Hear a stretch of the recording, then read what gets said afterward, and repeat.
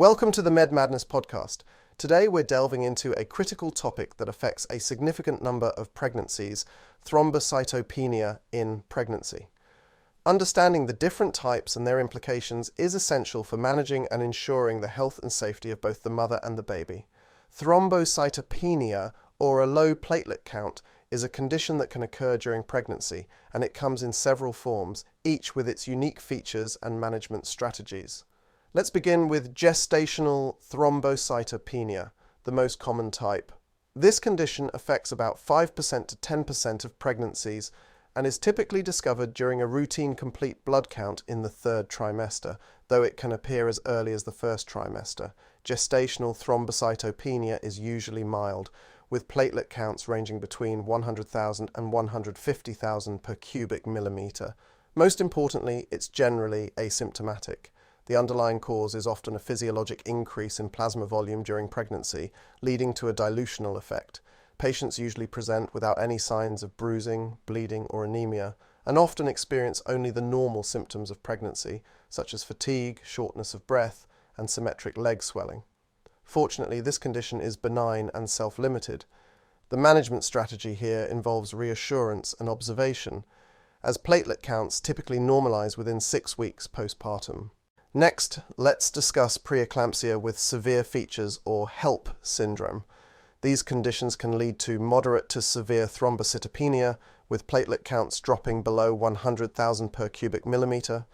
Symptoms often include hypertension, which may or may not be accompanied by headaches, visual disturbances, and elevated levels of creatinine, AST, and ALT. These conditions require immediate medical attention and thorough evaluation to manage both maternal and fetal health effectively. Another important condition to consider is immune-mediated thrombocytopenia, or ITP. This form of thrombocytopenia can also present as moderate to severe, with platelet counts below 100,000 per cubic millimeter. Patients may be asymptomatic or exhibit signs such as mucosal bleeding or bruising. Laboratory findings typically show normal prothrombin time, PT, and activated partial thromboplastin time, APTT. Management of ITP depends on the severity of symptoms and the degree of thrombocytopenia.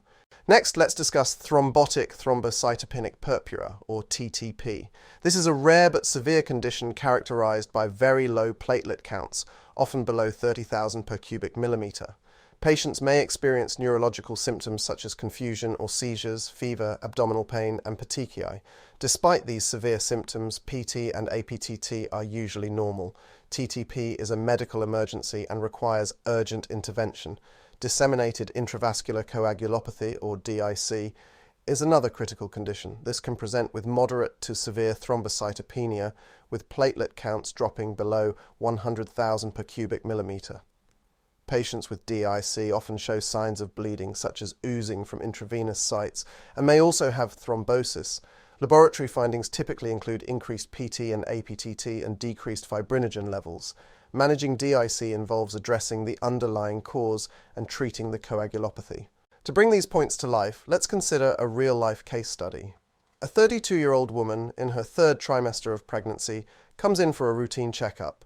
She feels well overall, but mentions some fatigue and occasional shortness of breath. A complete blood count reveals a platelet count of 110,000 per cubic millimeter. Given her asymptomatic presentation and mild thrombocytopenia, her doctor diagnoses her with gestational thrombocytopenia. Reassured by her doctor, she continues with regular follow-ups. Postpartum, her platelet count returns to normal within 6 weeks, and both she and her baby are healthy. This case highlights the importance of recognizing and appropriately managing gestational thrombocytopenia.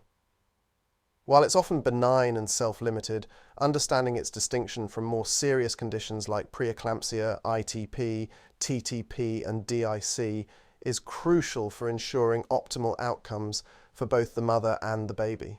Thank you for joining us on this episode of the Med Madness podcast. Thrombocytopenia in pregnancy is a multifaceted condition with various implications. By staying informed and vigilant, healthcare providers can ensure the best possible care for their patients. Stay tuned for our next episode where we continue to explore important topics in medical education and practice. Until then, take care and stay informed.